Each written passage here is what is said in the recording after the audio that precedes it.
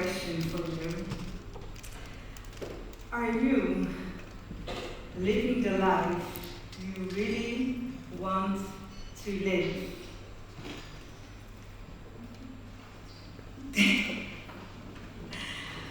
Not because you have to, not because it's expected from you. No. I'm talking about the life where you feel deep inside, I am exactly where I want to be. See, there are like almost 100 people in this place, and I don't know your stories, but I'm curious about you. Maybe you are very happy at all areas of your life. Maybe you're kind of happy, it's all right. And maybe you're not happy at all. See, 1 in 5 people are not happy with their jobs. Sometimes we feel we could do so much more with our lives. But yet, every day we keep doing the same thing with the same results. I know that feeling. So let me ask you, are you happy with where you live? Are you happy with your relationships? Are you happy with your work and with your income? Think about that. So maybe you are very happy, but maybe you're not. You see, why am I telling you this? Why I'm telling you this? I'm sorry. Because from my own experience, I know that if you feel that it's the life that I really want to live, and you go for it, you can make it happen. You only have to go for it. So ask yourself, what do you really want with your life?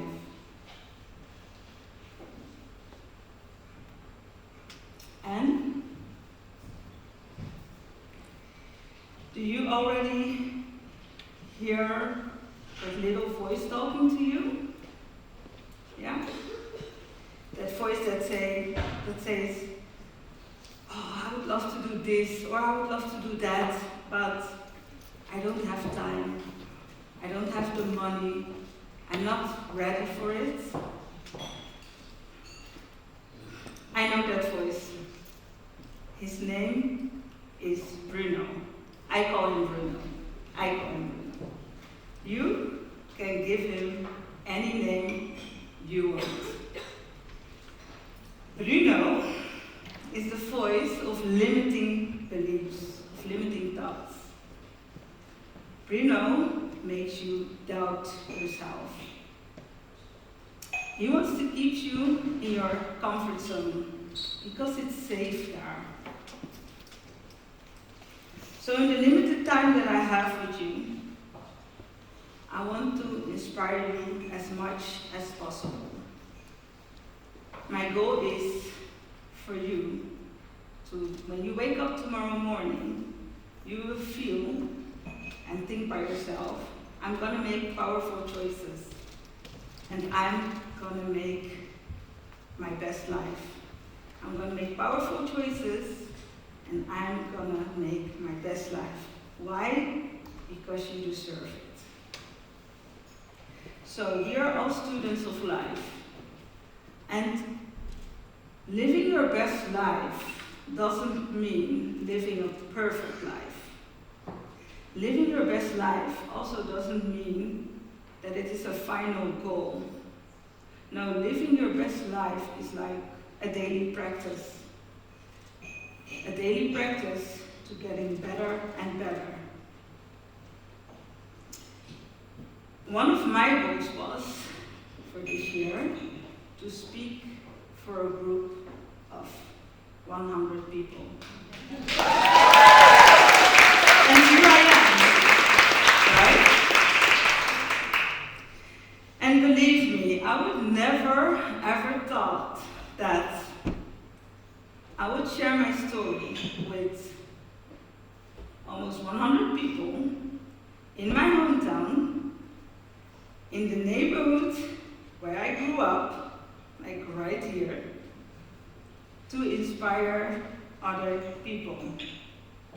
Yes, I grew up here, like right here. And it wasn't as nice, Coolhaven wasn't as nice as it is now. No. Imagine like this whole street of empty warehouses. Also, there were like a lot of drug dealers and homeless people, prostitutes. The streets were dark, the streets were not safe also. People didn't like to walk by themselves outside by night here in Coolhaven. And this place, what I'm talking about, it was like 35 years ago. This was my home. It was my playground. I played here with my brothers and with my sisters, like right here next to the water and right here in front of Oase. It was my playground. This area, Coolhaven, was a place where I grew up, where I had my first job. And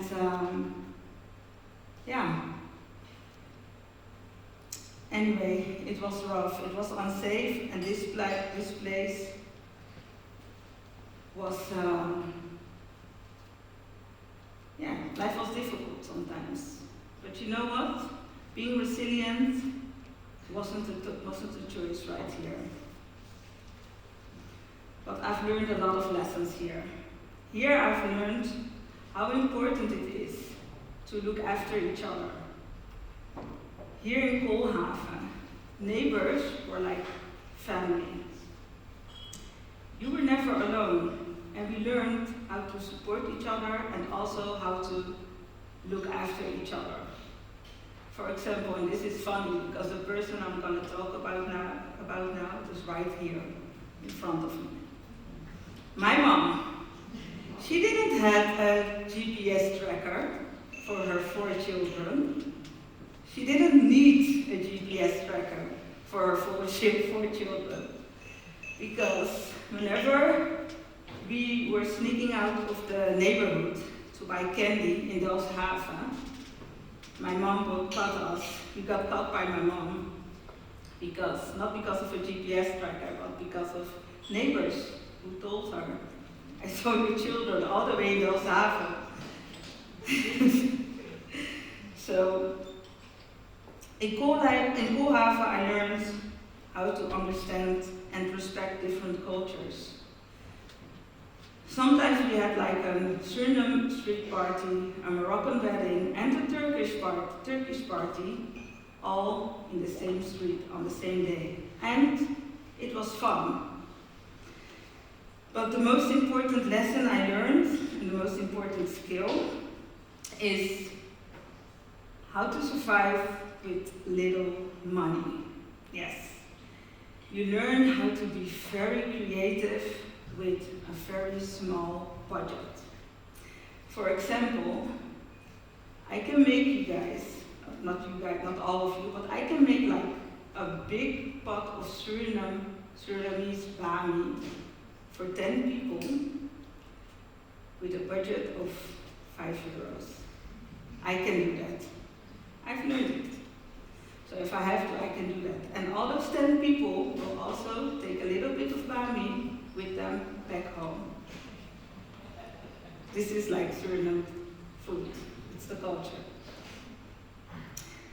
So, anyway, Coolhaven found a new identity. I mean, when I grew up here, it was 35 years ago, and now it's different. From rough and unsafe, it's like cool and vibrant. A process of true renewal. And just like Coolhaven, you can reinvent yourself. Coolhaven learned me that it's not about where you came from, but it's about who you choose to become. And just like Coolhaven, you can make it happen. So with ups and downs, I can tell you that I am living my best life.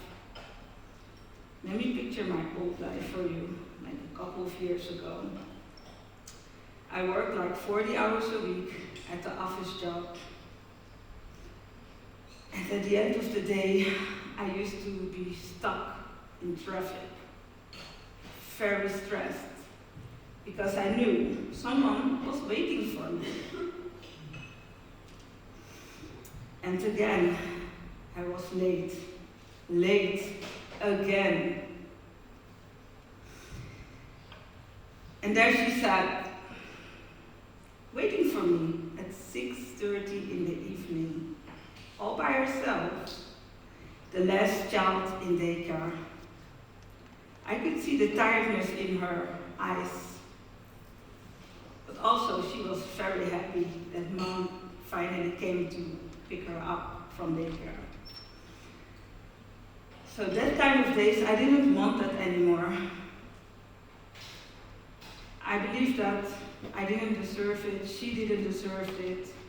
So I started my own business. I started my own business and everything is different now. So I moved to Rotterdam city center. My daughter is not in daycare anymore. She can just go home straight away from school herself in like 5 minutes. And I built my business, and that went really good. So I became a finalist in the Rotterdam Businesswoman Award of 21-22.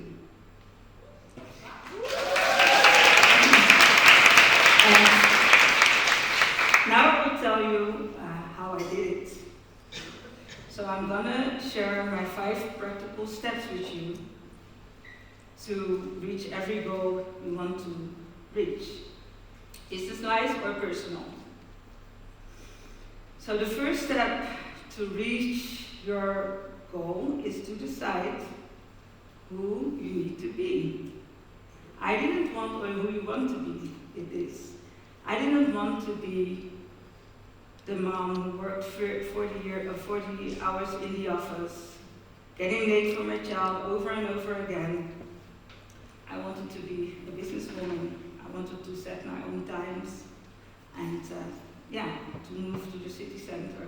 And I just wanted to have another life, a better life for me and my daughter.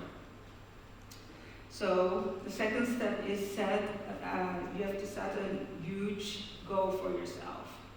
And why a huge goal, like an unbelievable huge goal? Because if you only reach the half of the goal, you will already have made some kind of process, right?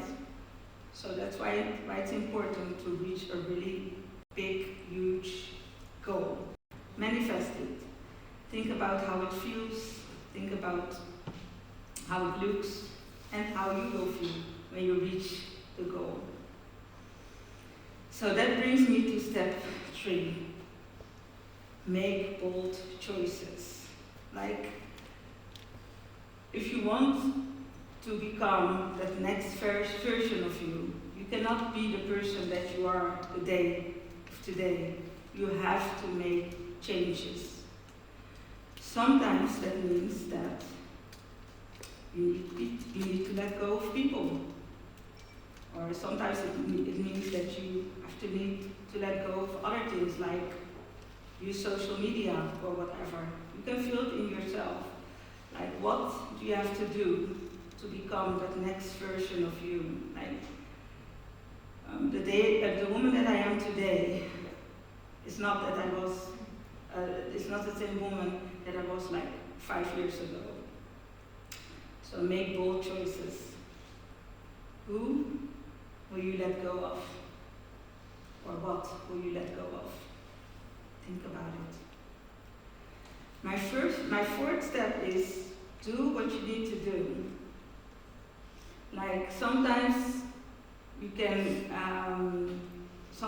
have challenges when you are busy with reaching your goal or trying to reach your goal.